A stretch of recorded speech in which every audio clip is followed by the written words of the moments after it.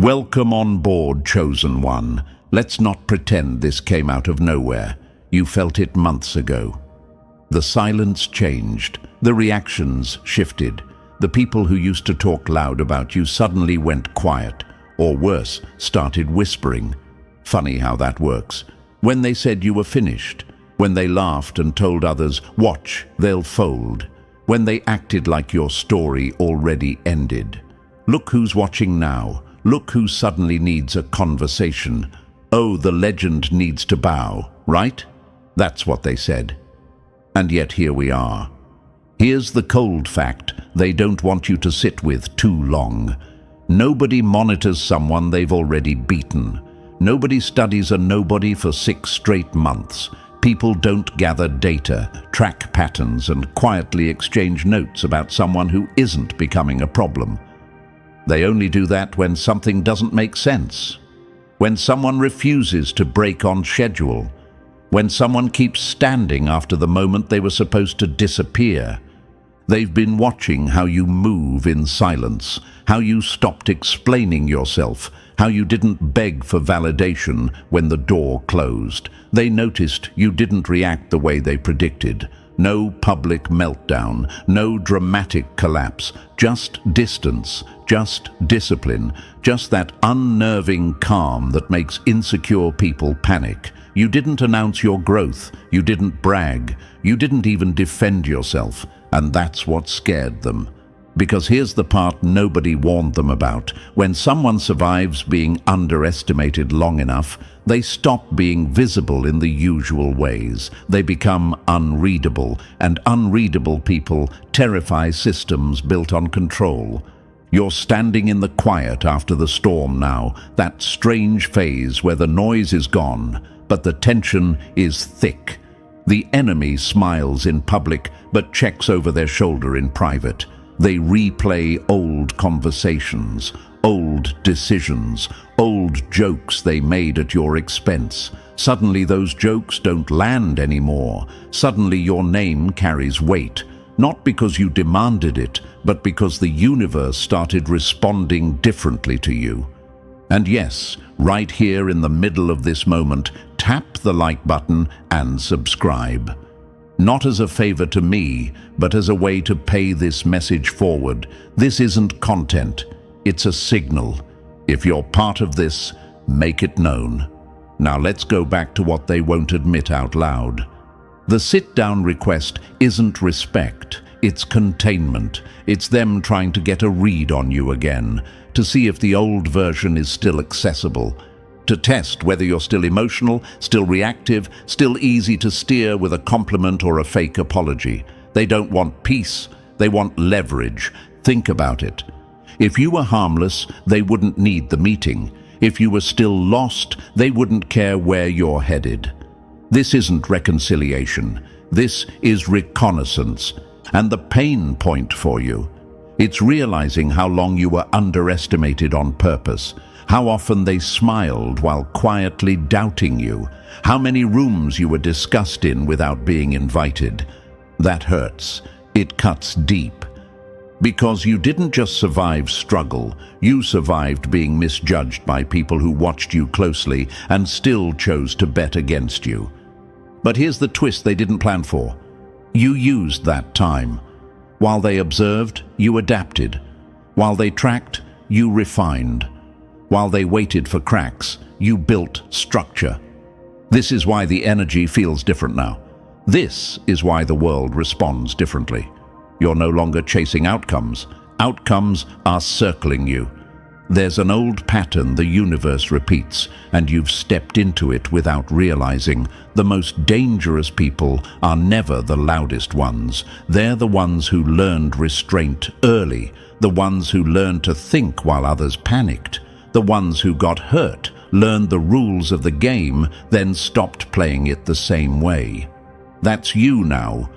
Not because you're angry, but because you're clear. They remember the version of you that needed approval. That's the mistake. They think this sit-down is a reset. It's not. It's a reveal. You're about to see who's nervous, who over-explains, who suddenly wants to clear the air. Watch closely. Power exposes itself when it's threatened. This isn't about revenge, it's about position. You're no longer reacting to the board. You're reading it. You're no longer asking why things happened. You're understanding how they work. And once that clicks, something irreversible happens. You stop needing permission. That's why this feels emotional, because you're mourning the version of you that didn't know and stepping into the version that does. They monitored you for 6 months, and now they're requesting a sit-down, not because you lost, but because you won quietly. And the scariest part for them, you're not even done yet. Now pause right here. This is the moment where weak attention drops off and the real ones lean in. If you're still listening, it's because something in this hit too close to ignore. You felt that quiet pressure in your chest, the same one you've been carrying for months while they were watching, measuring, pretending not to notice you leveling up. This isn't random. People who aren't involved don't stay this long. Only the ones who've lived it recognize the signal. So listen carefully, chosen one. What comes next isn't hype, and it's not comfort. It's a breakdown, step by step, clean, sharp. The kind of truth they never warned you about because it turns observation into power. If they really spent 6 months monitoring you, then what you're about to hear explains why they're suddenly asking for a sit-down instead of laughing from a distance. Before we move forward, lock yourself into this moment. Drop a comment with 777 if you're ready to understand what they saw, what changed, and why the balance quietly shifted in your favor. Not for algorithms, for alignment, for commitment, for signaling that you're not just watching, you're present. And don't rush away. If you're truly who this message is meant for, you'll feel the pull to stay until the end. The universe doesn't waste revelations on people who quit halfway. Now, let's dive into it, step by step. Number 1, they watched you too long, and that's where they messed up. The moment you start watching someone this closely, you've already admitted you're afraid of what they might become. That's the part they'll never say out loud. They told themselves surveillance was power, that watching you gave them control, that collecting data, tracking habits and logging patterns would keep them ahead of you. In their minds, you weren't a person anymore. You were a variable, a case file, a problem to be managed before it grew teeth.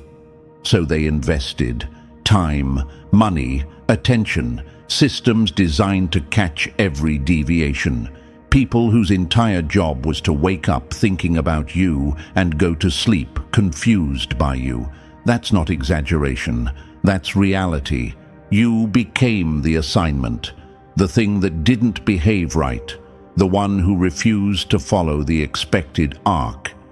Here's the gut punch they didn't see coming. Surveillance only works on people who move unconsciously, on people who live on impulse, on people who don't think ahead. The moment awareness enters the picture, surveillance flips. The watcher becomes exposed, the observed becomes dangerous. And yes, you knew. You knew because the air changed, conversations shifted, reactions slowed, questions became oddly specific. People started fishing instead of speaking directly. You felt that strange tension where nothing was said, but everything was implied. That's when you realized this wasn't curiosity anymore. This was monitoring. So let's answer the question sitting in your chest right now. Did you imagine it? No. Was it paranoia? No. People don't accidentally watch someone for 6 months. They don't assign teams. They don't escalate language. They don't flag behavior as intentional unless something about you stopped making sense to them. That's when the report started sounding different. Not confident, not cocky, careful. Words like aware, words like calculated, words like proceed with caution. That's bureaucratic language for fear. That's what systems say when control starts slipping, but nobody wants to admit it. They thought surveillance would corner you. What it actually did was force you into clarity. While they watched, you simplified. While they tracked, you slowed down. While they waited for you to crack, you learned restraint. That's not weakness, that's strategy. That's the kind of discipline that only forms when someone realizes they're being tested and decides not to flinch. Here's a truth that hits hard if you really sit with it. They weren't watching you to understand you. They were watching you to confirm a weakness. And when none showed up, that's when surveillance became a liability. Because now every move you made had intention behind it. Every silence meant something. Every delay created uncertainty. You weren't reacting anymore. You were choosing, and nothing unsettles a controlling mind faster than a person who stops being predictable. Think of it like this. A spotlight only works if the person under it panics. You didn't. You stood there calmly. You let them stare. You let them squint. You let them second guess. Eventually, the spotlight stops being blinding and starts exposing the one holding it. That's what happened here. They expected emotion. You gave them composure. They expected collapse. You gave them consistency. They expected noise. You gave them nothing. And silence is terrifying to people who rely on reaction to feel powerful. So when you ask yourself, why now? This is why. 6 months of watching didn't give them answers. It gave them more questions. 6 months of data didn't reduce risk. It increased it. Because the longer they watched, the clearer it became that you were not spiraling, you were stabilizing, and that's unacceptable to anyone who needs you small.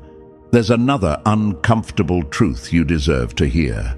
Surveillance changes the watcher. They start projecting. They start filling gaps with fear. They start assuming intent where there's simply control. Every neutral action becomes suspicious. Every success becomes a threat. Every calm response feels calculated. That's why the sit-down request appears. It's not confidence, it's damage control. They want to see your eyes, hear your tone, feel your presence. Because the version of you they built in their heads is starting to look dangerous, and they need reassurance that you're still manageable, still human, still accessible. But here's the villain wisdom they never planned for. You don't owe clarity to people who chose observation over respect. You don't owe comfort to systems that watched instead of supported.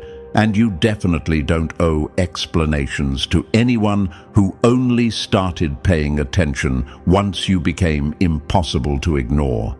You didn't weaponize awareness. You mastered it. That's the difference. And if a part of you is wondering whether you should feel guilty about that, let me be clear. Awareness isn't aggression. Control isn't cruelty. Restraint isn't weakness. It's evolution. It's what happens when someone survives long enough to understand the rules and decides to stop playing naive. They tried to stay 3 steps ahead. What they didn't realize is that you stepped out of the race entirely. You let them chase shadows while you built something solid. You let them log behaviors while you rewired yourself. You let them watch while you learned when not to move. That's why this phase feels heavy. Because you're no longer becoming, you're being recognized. And recognition always comes with resistance. So if you're asking yourself what this moment means, here's the answer they can't handle. Surveillance didn't weaken you, it trained you, it forced precision, it sharpened self-control, it burned away impulsiveness and left something colder, calmer, and far more effective. They thought watching you would protect them. Instead, it revealed you. And once someone sees you clearly, there's no going back to pretending you're harmless. Number 2, they slipped first and told on themselves. When people try to spy without confidence, they don't gather information. They leak intention. This is where it got embarrassing for them. Not dangerous, not impressive, just sloppy. Because after months of watching from a distance, curiosity started eating at them. Data wasn't enough anymore. Spreadsheets don't show tone. Logs don't explain intuition. Numbers don't tell you why someone feels different when they walk into a room. So they did what insecure systems always do when patience runs out. They moved closer, and the moment they did, they exposed themselves. It started small, too small to accuse, but too loud to ignore. A random question that went one layer too deep. Someone suddenly interested in details they had no reason to care about. A message that felt oddly timed, like it was sent to test a reaction rather than start a conversation. These weren't accidents, they were probes. Here's the part they underestimated. You didn't just notice the behavior, you noticed the energy behind it. You felt the tension underneath the friendliness, the stiffness behind the smiles. The way certain people were listening too closely, reacting too slowly, or nodding a second late, like they were processing more than they were admitting. You've been lied to enough to recognize performance. Real curiosity feels light. Surveillance feels heavy. They tried to disguise monitoring as coincidence. That was mistake number 1. Coincidences don't stack. Patterns don't accidentally form around the same person. When timing becomes too perfect, it stops feeling lucky and starts feeling staged. You saw that, you felt that, and once you see it, you can't unsee it. Imagine this, you're walking through a room you've been in 100 times. Suddenly, the furniture is rearranged just slightly, not enough to trip you, but enough to make you slow down. That's what their moves felt like. Subtle disruptions designed to test awareness. They wanted to see if you'd react, flinch, adjust publicly, give them confirmation. You didn't, and that's when the discomfort kicked in for them. The scariest thing to someone fishing for reactions is a person who refuses to bite. They expected confusion. You gave them neutrality. They expected curiosity. You gave them distance. They expected gratitude for attention. You gave them nothing, no questions back, no emotional hooks, no tells. That silence wasn't empty. It was loaded. Let's answer the question you're probably asking yourself right now. Why did they get clumsy? Because subtlety requires calm, and calm disappears when control starts slipping. The moment they realized you weren't behaving like a monitored subject, anxiety crept in, and anxious people rush. So the masks started slipping. The same questions came from different mouths, the same topics circled back too often.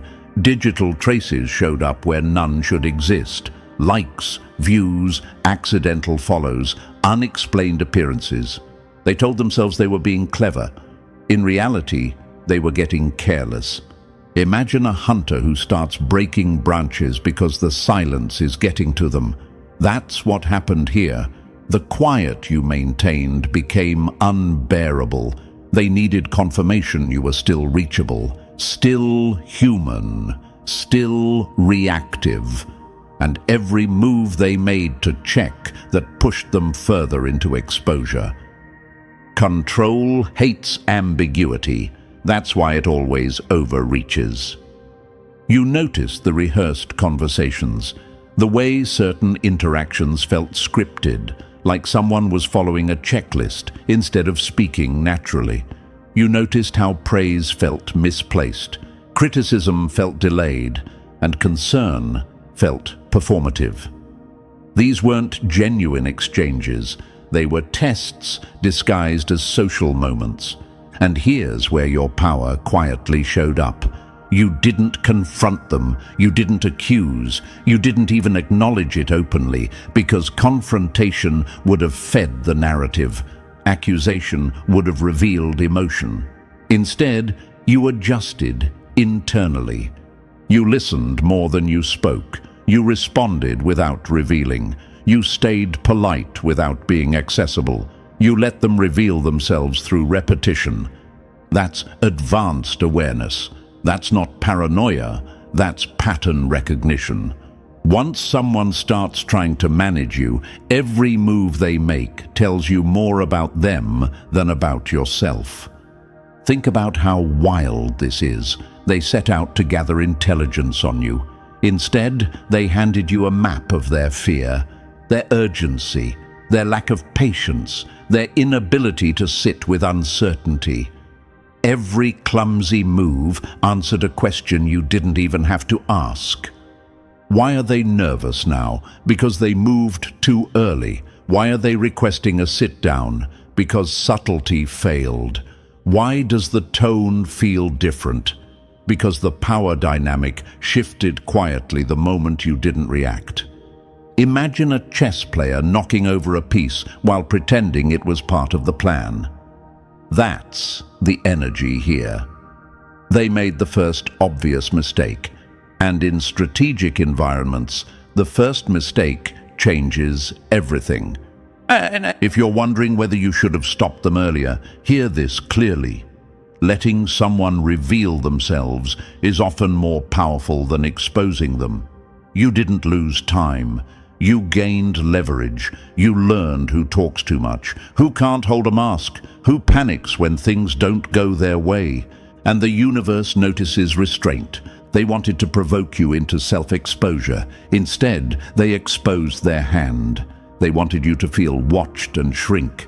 Instead, you grew quieter, sharper, more contained. That's when surveillance stops feeling safe and starts feeling dangerous to the watcher. Because now they don't know what you know. The moment someone realizes they've shown too much, every move after that feels desperate.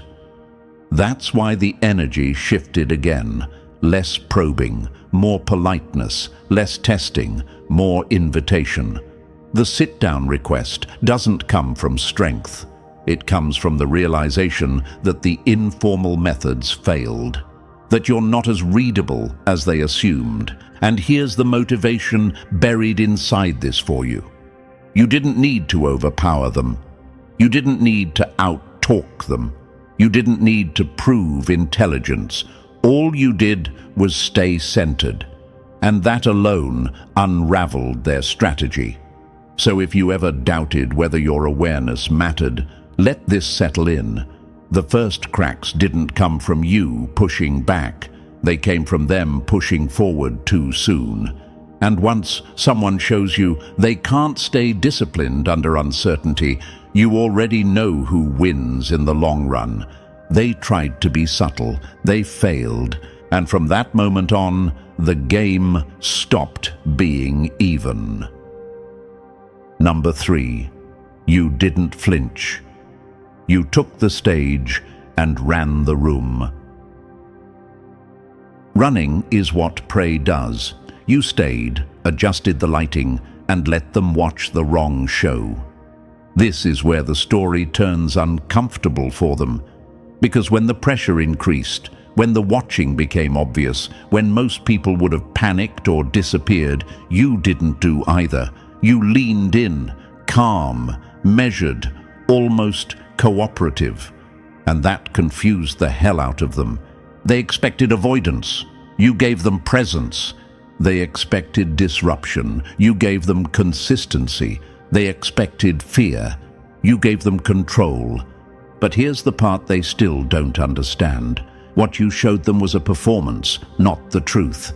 You let them observe habits that meant nothing. You repeated patterns that were safe to copy. You spoke just enough to satisfy curiosity while guarding the core. Everything important stayed locked behind your eyes. That wasn't luck. That was training. You weren't raised in environments where people told you the truth plainly. You grew up learning tone before words. You learned intention before promises. You learned how to read rooms because not reading them came with consequences. This wasn't talent. It was survival sharpened over time. Some people learn awareness from books. Others learn it because missing a signal once was too expensive. So when the watchers leaned closer, you didn't stiffen. You adjusted. You gave them something to write down without giving them anything to use. That's a dangerous skill, because the moment you can control what others think they see, you stop being reactive. Imagine this. A magician doesn't hide his hands. He controls where you look. That's what you did. You let them focus on movement while the real mechanics stayed untouched. They walked away thinking they understood you, not realizing they'd been guided. If you're wondering whether that makes you manipulative, here's the truth. You didn't start the observation. You adapted to it. There's a difference. Awareness isn't deception. It's defense refined. They were watching for cracks. Instead, they saw composure. And the scariest part for them is this. Someone who can perform under surveillance isn't fragile. They're disciplined. They're dangerous. And they don't need to run anymore. You leaned in. And from that moment on, they were no longer watching you. They were studying their mistake. Number 4, you let them watch and quietly rewrote the rules. The game ends the moment the target realizes they can design the trap. You felt it instantly, not as fear, not as panic, but as awareness, like the air shifting before a storm breaks. Something changed in how people moved around you, how questions landed, how silence stretched. That was the moment everything split into before and after, and instead of reacting like they expected, you made a decision that rewired the entire situation. You didn't resist the surveillance, you welcomed it. That's the part they'll never recover from. You let them watch, but on your terms. You fed them information that looked valuable but meant nothing. You repeated behaviors that created patterns without revealing motive. You didn't lie, you curated, and that's far more dangerous, because lies can be caught. Controlled truth shapes conclusions. The smartest move isn't hiding, it's deciding what the enemy is allowed to understand. They believed data equals power. You understood something deeper. Narrative beats numbers every time. So you became the author of your own file. You knew what they'd highlight. You knew what they'd misread. You knew exactly which details would distract them from the real center of gravity. Imagine this, a stage actor performing under a spotlight. The audience thinks they're seeing everything, but the real mechanics happen backstage. That's what you did. You stepped under the microscope willingly, steady and composed, smiled up at the lens, and gave them a show polished enough to earn their confidence. Confidence is how observers get lazy. When someone thinks they've figured you out, they stop questioning their blind spots. That's when the game flipped. Not loudly, not dramatically, internally. You stopped being a subject and became the operator. They thought they were tracking progress. You were guiding interpretation. They thought they were ahead. You had already moved on. If you're wondering whether this was risky, here's the truth. Running would have confirmed weakness. Hiding would have raised suspicion. Staying visible while remaining unreadable was the only move that collapsed their advantage. Checkmate didn't happen at the end. It happened the moment you chose control over fear, and they're only just realizing it now. Number 5. You gave them a puzzle with no picture on the box. Nothing wastes an enemy's time like data that feels important and means absolutely nothing. They asked for patterns, so you handed them patterns. Clean ones, repeating ones, the kind analysts love because they look intelligent on paper. Daily rhythms, predictable windows, emotional responses that showed up right on schedule. To them, it felt like progress. To you, it was misdirection with a straight face. They wanted to understand how you think, so you let them think they were close. You showed emotion, but only the surface kind. Timed reactions, controlled pauses, carefully placed intensity that looked real but carried no leverage. You weren't pretending randomly, you were performing on cue. If someone insists on watching you, the least you can do is make the show useless. They were hunting predictability, so you planted false tells, small habits that suggested direction, tiny behaviors that hinted at intent, breadcrumbs that looked meaningful enough to follow, and they followed every single one.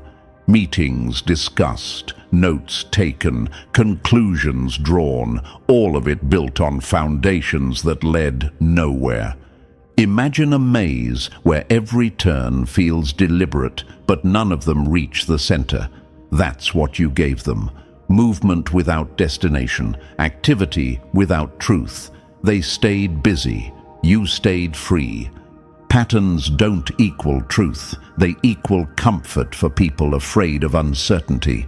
While they obsessed over what you allowed them to see, the real work happened off camera, quiet, untagged, untracked. You were building in places their tools couldn't reach, planning in ways their models couldn't process, becoming something that doesn't show up on dashboards or reports. If you're wondering whether this was dishonest, understand this: they weren't owed access. They chose observation instead of trust. You simply adapted. Surveillance only works if the subject believes visibility equals vulnerability. You broke that assumption, and now they're sitting on months of beautifully organized nonsense, trying to reconcile why their conclusions don't match reality. That's the danger of confusing patterns with understanding. They thought they were decoding you. What they really did was study a decoy while the real version of you walked right past them. Number 6. They confused eyes with power, and that's where they lost. Seeing someone move is not the same as knowing where they're going. This was the fatal mistake, the one they never corrected because it felt too logical to question. They believed that watching you meant understanding you, that tracking behavior automatically translated into control. That observation itself was leverage. It wasn't. It was exposure.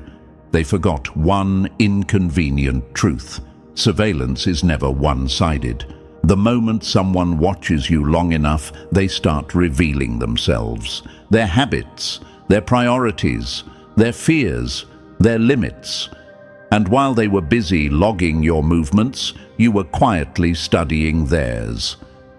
The watcher always leaves fingerprints. Every method they used told you something. What they focused on showed you what they feared. What they ignored showed you their blind spots. What they escalated revealed their pressure points. You weren't guessing, you were learning. Every monitor turned into an intelligence feed. Every report you sensed being written taught you how their minds work. Imagine a guard pacing the same route every night, convinced the cameras make him invisible. That's them. Repeating systems, recycled thinking, predictable escalation. They mistook routine for security. You noticed patterns in their watching. When they leaned in, when they pulled back, when interest spiked, when anxiety crept in.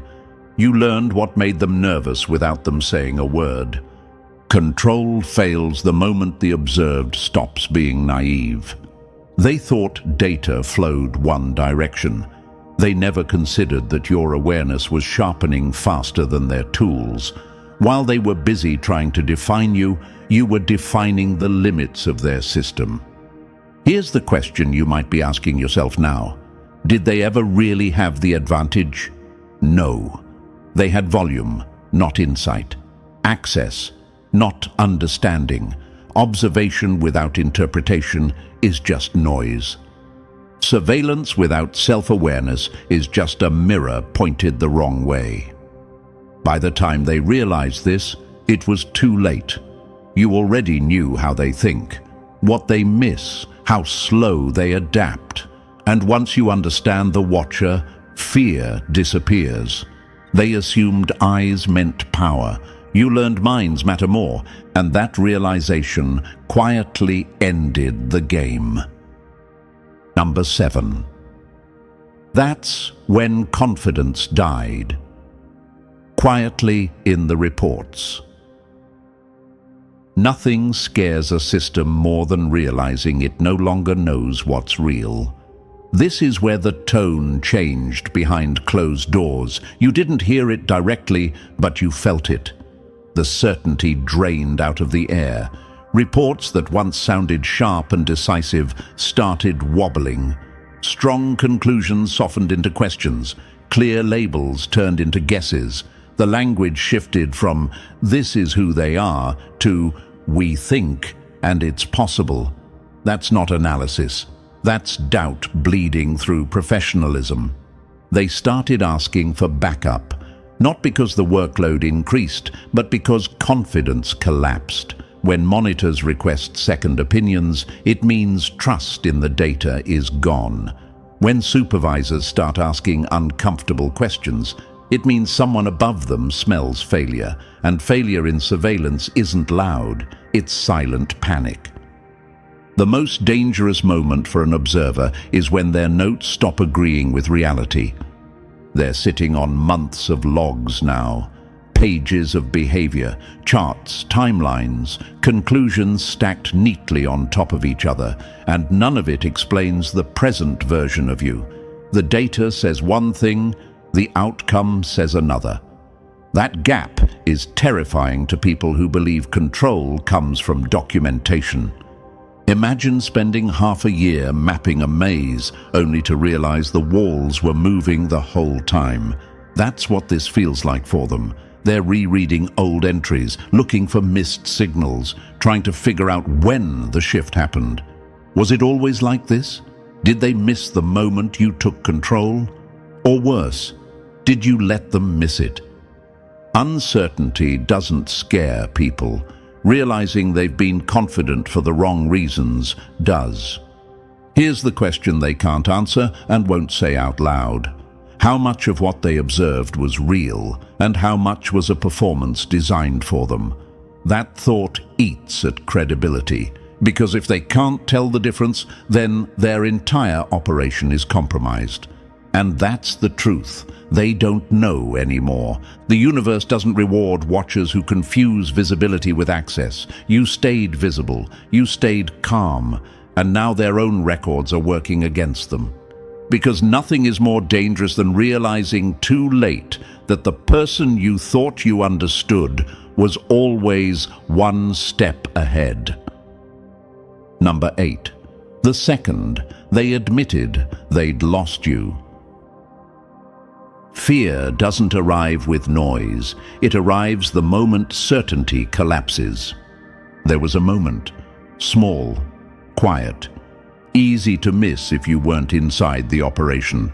That's when fear walked in and locked the door behind it. Not panic, not chaos, something worse. Admission. Maybe it was when you glanced toward a lens that wasn't supposed to exist and smiled. Not a nervous smile. Not defiance, recognition. The kind that says, "I see you seeing me." That alone is enough to rattle people who rely on invisibility to feel powerful. Or maybe it was the wild chase. 3 months of effort poured into a direction you designed. Meetings held, assumptions reinforced, resources spent, and then nothing. No outcome, no payoff, just a trail that ended in thin air. Nothing shakes confidence like effort without results. But for some of them, it was simpler, colder, One room, one voice, the best analyst, the one everyone trusts, the one whose judgment carries weight. Looking at 6 months of work and finally saying the sentence nobody wants on record. I don't know what we're looking at. Every pattern shifts. That's not confusion, that's collapse. Imagine building a map that keeps rewriting itself every time you look away. That's what your presence did to their models. The rules stopped holding, the projections failed. And when experts can't explain why, fear replaces authority. The moment experts stop sounding sure, systems start breaking. This is the part you might question yourself. Was it really that serious? Yes, because control depends on predictability, and you became unpredictable by design, calm, consistent, unreadable. They didn't fear you because you were loud. They feared you because you were composed while their certainty unraveled. That's when fear set in, not because you attacked, but because they realized they no longer understood who they were watching. Number 9, you moved in quietly and never left their minds. The most dangerous people don't chase attention. They occupy space without permission. This is where it settles in for them. You're no longer just a subject. You're a problem they can't close. A file that keeps growing without resolution. Every page adds weight, but no clarity. The irony is sharp. They think this happened to them. They don't realize it was designed. You're living rent-free in their heads now. Not because you're loud, because you're unresolved. They replay interactions, recheck timelines, reread notes that no longer line up. The more they study, the worse it gets. The case doesn't simplify, it mutates, and systems hate cases that refuse to stabilize. Unfinished business is heavier than failure. While their attention stayed locked on the version of you they could observe, you lived elsewhere, off the grid of their focus, building real plans instead of visible ones, forming connections that don't show up in logs, developing skills that can't be measured, graphed, or predicted. Imagine someone guarding the front door while you quietly exit through a side street they never thought to map. That's what happened. They watched the decoy while the real version of you moved freely. Visibility is not proximity. Watching isn't touching. The version of you they think they know is a shell, a controlled outline, a character designed to satisfy curiosity. It gave them something to label so they could feel in control. Meanwhile, the real you grew sharper, more capable, and completely untracked. If you're wondering whether this gives you an unfair advantage, understand this. They chose observation over engagement, distance over respect. You simply adapted to the environment they created. People who rely on surveillance rarely notice when the subject outgrows the frame. That's why you occupy their thoughts now, because the problem isn't you. It's the gap between who they thought you were and who you actually became. And gaps like that don't close. They expand, quietly. Number 10, you split in two and left them studying the wrong one. The greatest advantage isn't hiding. It's deciding which version of you gets seen. This is where the gap became permanent. Two versions of you started existing at the same time, and they never caught on. One stayed public, predictable enough, traceable enough, leaving just enough footprints to keep them busy. That version performed, reacted on cue, and gave them something clean to analyze. And then there was the real you, the unobserved one, the one that moved in blind spots they don't even know exist, the one that learned how to operate without leaving evidence. Not because you vanished, but because you understood where visibility ends. You didn't disappear. You layered. If they can see everything you do, it's because they're only looking in one direction. You stayed visible and invisible at the same time. That's the art they never planned for. Systems are built to track singular identities. One timeline, one narrative, one set of behaviors.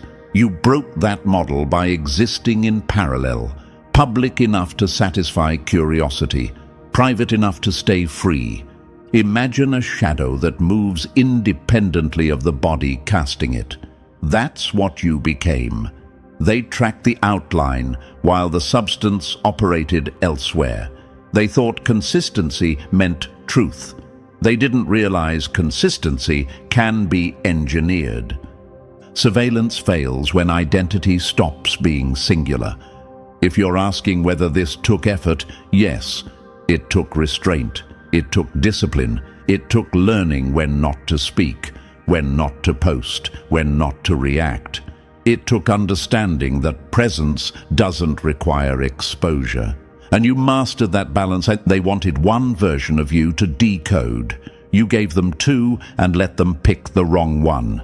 Now they're stuck analyzing behavior that no longer represents the source.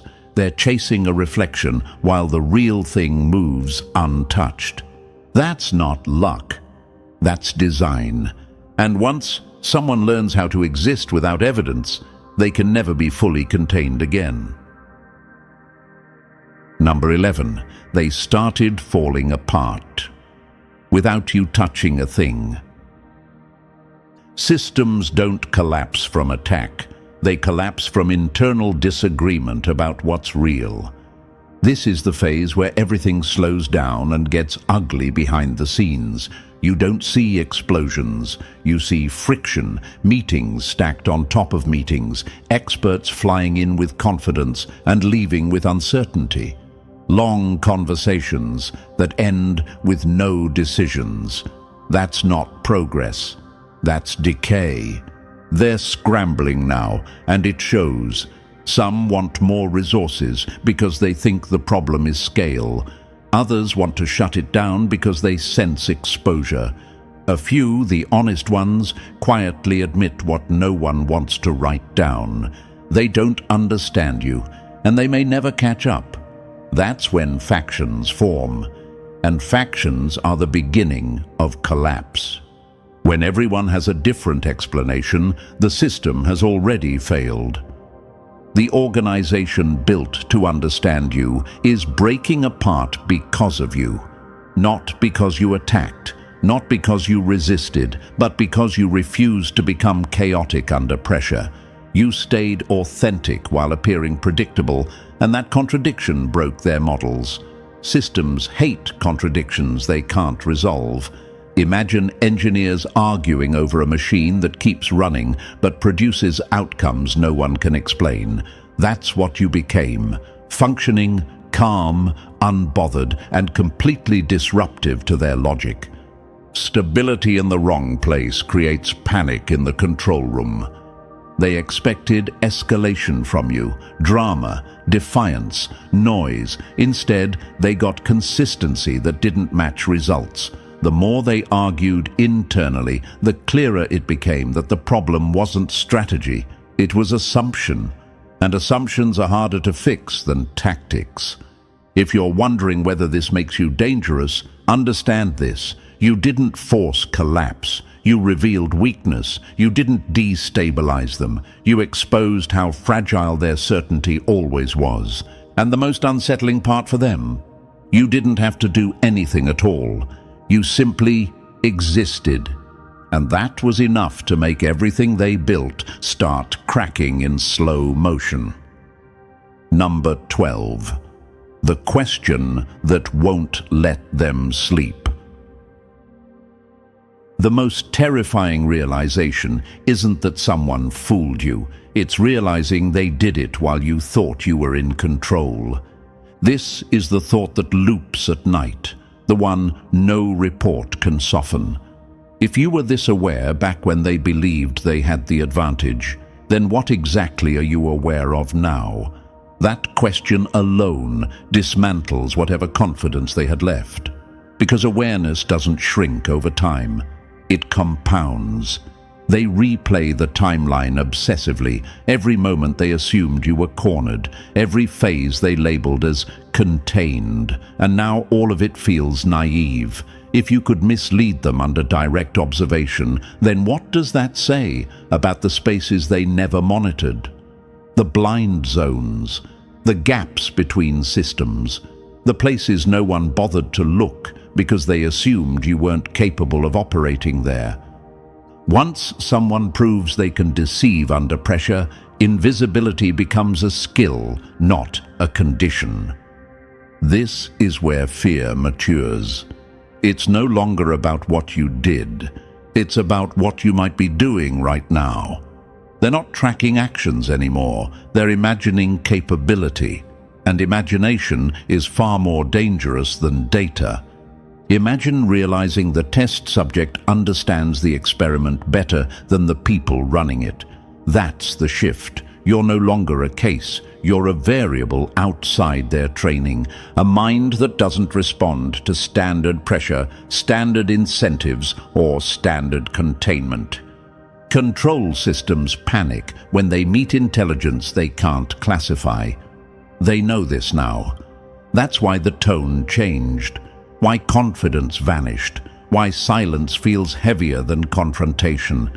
They're not dealing with a subject anymore. They're dealing with someone who learned the rules early and then stopped playing within them. If you're wondering whether this gives you an edge, here's the truth. The edge isn't secrecy, it's comprehension. You understand how they think, and they're still guessing how you do. That imbalance is what keeps them awake. Not what you've done, but what you might already be 10 steps ahead on. Number 13. You cornered them without ever touching the board. The cleanest checkmate is the one where the opponent realizes every move left only makes it worse. This is where it ends for them, even if they haven't said it out loud yet. You did something they never trained for. You took surveillance, the very thing they believed gave them dominance, and turned it into a weapon that worked against them. Fear stopped being something they used on you. It became leverage you held over them. Observation stopped being exposure. It became camouflage. That's not improvisation. That's long-term design. Now they're trapped between two options, and both bleed. If they continue surveillance, they admit to themselves that it's compromised, that they're watching shadows, that months of effort produced nothing solid. Every additional day only deepens the embarrassment. It confirms they're stuck observing someone they no longer understand. The longer a broken system runs, the louder its failure becomes. But shutting it down is worse, because stopping means confession. It means accepting that the subject outgrew the framework, that the tools failed, that control slipped quietly and permanently. Organizations don't like clean losses.